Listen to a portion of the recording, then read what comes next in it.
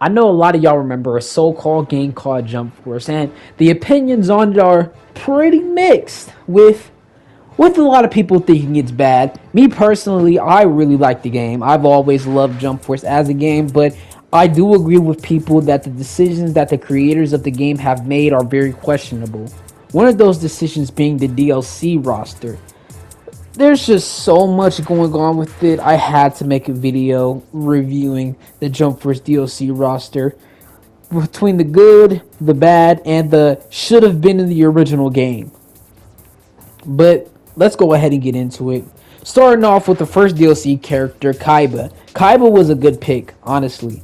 If I'm being honest, Kaiba was a great pick. We needed another Yu-Gi-Oh character. Having Yu-Gi-Oh in the base game was already something that like he's technically a joke character, but he's like really good, and it makes sense for him to be in the game. So adding Kaiba in as DLC, it makes sense. Okay.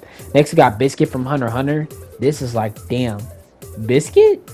That could have been anybody, really. That could have been, hey, could have been Leorio as a joke character. I mean, I'd rather have Biscuit than Leorio, honestly. But it could have been Crollo. Crollo would have been an amazing pick, you know.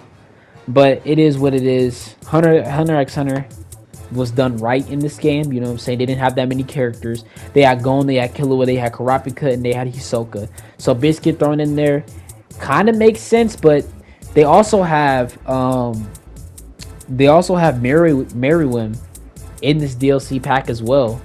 So I'm like, Biscuit and Meriwin. Hunter x Hunter has 6 characters. You see the problem here? It's not a lot of characters in this game, and Hunter x Hunter has 6, but it is what it is. Then we got this is where things get annoying. The My Hero characters. Now, something I'm mad about. The base game only had Deku in it, and they decided to waste 3 DLC slots putting in characters from My Hero Academia who should have already been in the game. All Might, Todoroki, and Bakugo should have all already been inside of the game when it first dropped. Maybe even just Bakugo and Todoroki, and then you can maybe get away with adding All Might as DLC.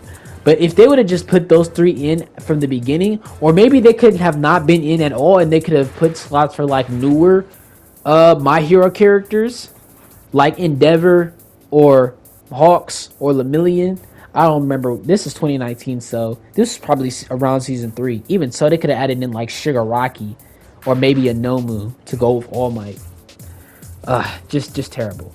And then we got the 3 DLC characters that were added to the main 3 of the game. The main 3 animes for Jump Force was Dragon Ball, One Piece, and Naruto. And all of those animes got 1 extra character for DLC. For Dragon Ball, it was Majin Buu. Now this is very strange, because honestly, I'd say in this game, Dragon Ball's roster was done the most correctly. Okay, they had Goku, Vegeta, Trunks, Frieza, Cell, and Piccolo. Those are pretty good characters. Those are 5 pretty good characters. You know, they're all from Dragon Ball Z. They even added the Super Saiyan Blue versions for Goku and Vegeta. It was great. It was great. But then Majin Buu just comes around and ruins it all. Like, why would they pick Majin Buu specifically? Is it to just be like a joke character? If you wanted a joke character, you could have put in Krillin. That would have been funny and it would have been cool to see, bro, in the game. But no, they put in Majin Buu. Not even regular Buu, not Super Buu, just Majin Buu. Not Kid Buu, just Majin Buu. That could have been anybody. That could have been Gohan. Y'all could have even went into Super. That could have been Broly. That could have been Beerus. That could have been Goku Black. I mean, Majin Buu? Come on now, y'all. They knew they were shipping when they put Majin Buu in the game. Then we have, for Naruto, Naruto got Madara. Madara should have been a part of the base game. It should have been Madara instead of Kaguya.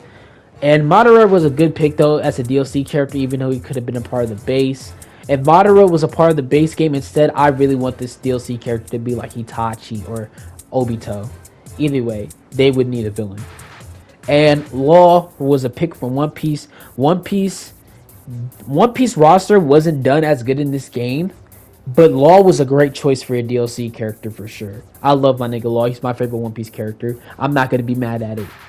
And then we have the Bleach characters. Now listen to this, okay? Listen to this. When this game was coming out, they wanted Bleach to be just like Naruto, One Piece, and Dragon Ball, which makes sense because Bleach is a part of the big three. But then they could have just built this game off of Bleach, Naruto, and Bleach, Naruto, and One Piece. But then they would leave Dragon Ball out, and Dragon Ball wouldn't have as many characters.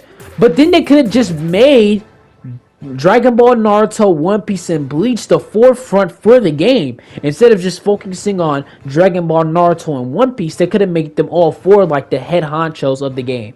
But no, they decided to leave Bleach behind, but then fans got mad about that, so they wanted Bleach to catch up. So Naruto, Dragon Ball, and One Piece all have 6 characters. When the game dropped, Bleach only had 3. So they wasted 3 character slots catching Bleach characters up to Naruto, One Piece, and Dragon Ball Z characters. And even though the characters were still good, they still shouldn't have been this many. You know, they had Toshiro, Grimmjow, and Yoruichi. Okay, those were some good picks. Toshiro, you know, I like him in the anime. I'm not finished with Bleach yet. I'm only on like episode 140. Grimmjow so far might be my favorite villain. Honestly, he's super cool. And Yoruichi, she fine as hell. So obviously put her in the game. Now we finish it off with the last 3 DLC characters, which was Hiei. Hiei was a good pick.